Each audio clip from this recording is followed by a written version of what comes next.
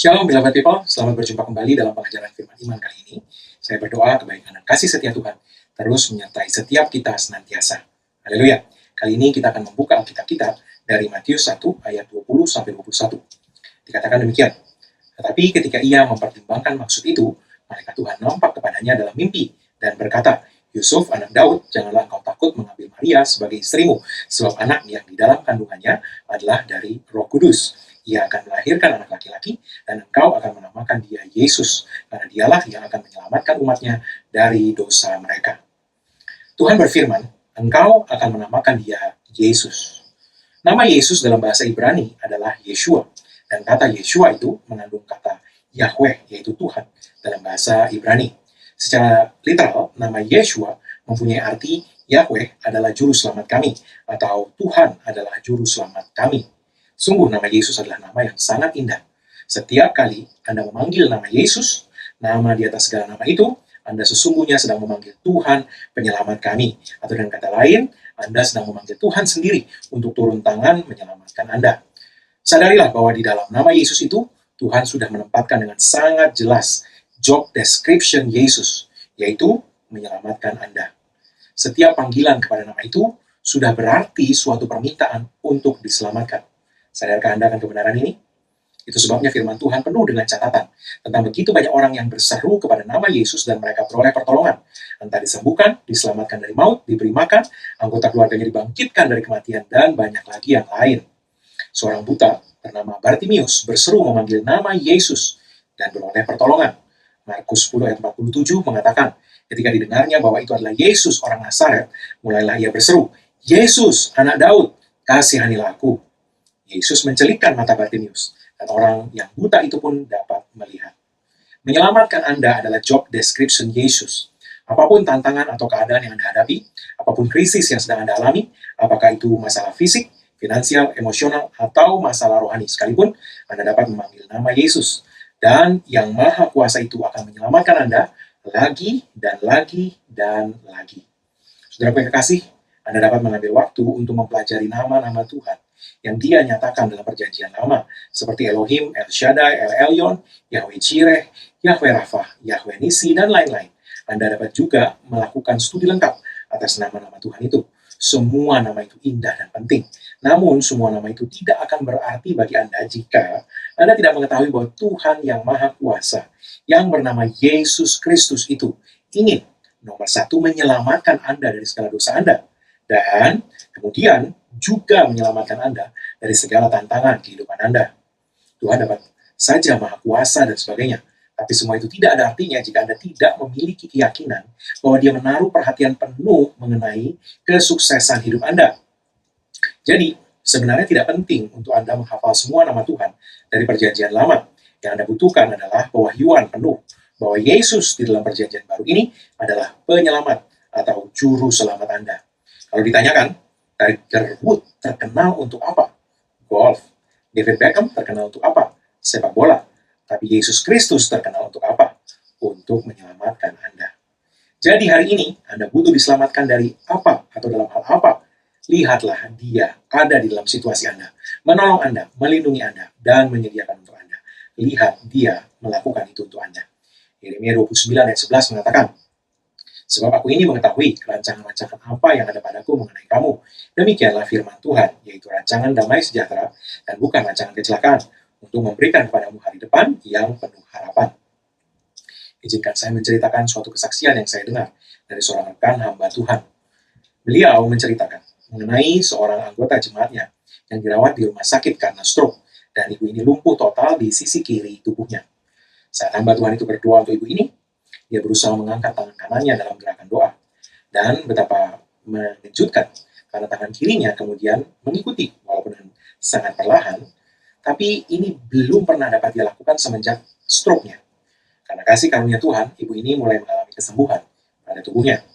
Beberapa saat kemudian, saat dia sedang terbaring di ICU itu, masih terintubasi dan terhubung dengan berbagai alat kedokteran, tangan kirinya mulai bergetar.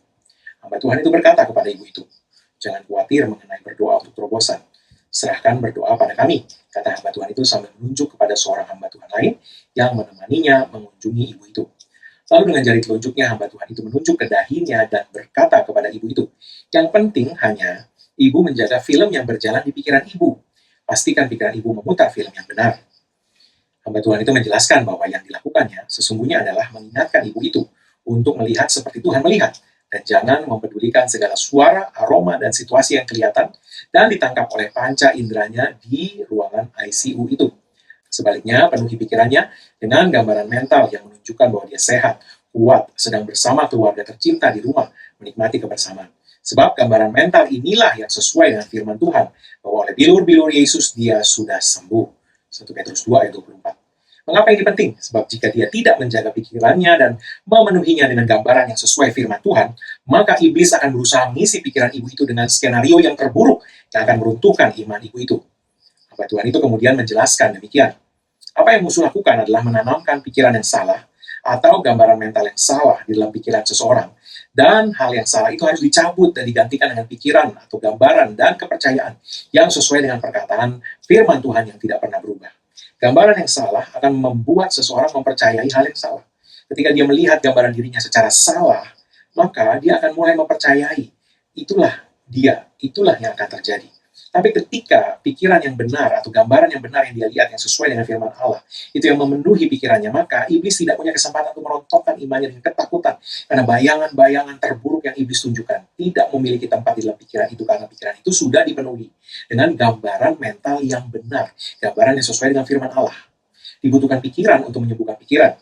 Atau dengan kata lain lebih jelas, dibutuhkan pikiran yang sesuai firman Tuhan untuk menyembuhkan pikiran yang sudah dicemari dengan kebohongan dan tipu muslihat iblis yang menunjukkan hal-hal yang buruk dan yang tidak sesuai dengan firman Tuhan.